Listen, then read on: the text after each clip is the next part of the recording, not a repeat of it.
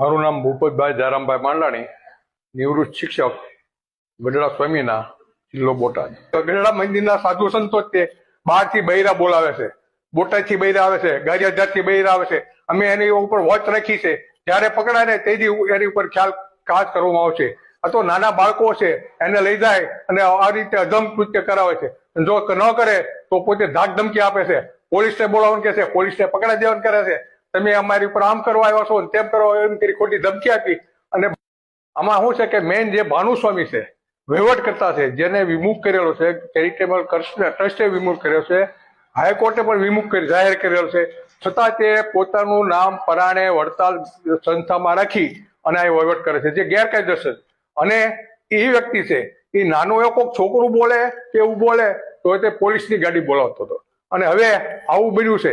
એ અગાઉ તે 1 મહિના પહેલા ગઢડા મંદિરમાંથી પાછલા બાણથી ઘીના ડબ્બા, તેલના ડબ્બા રાતે 12 વાગે 1 વાગે ચોરાઈને જતા, છતાં કોઈ ન કીધું કે તમે ભાઈ ઉપર કેસ કરો. પોતે કઈ ન કર્યું, કારણ કે આમાં પોતાનો હાથ છે. તો આ વિડીયો જે બન્યો ને એમાં પોતાનો હાથ છે. એ વિશ્વ સ્વામીનો છે અને એ ખરાબમાં ખરાબ વસ્તુ છે કે મંદિર જેવી ધાર્મિક સંસ્થામાં આવું બને તો માણસોની લાગણી દુભાય.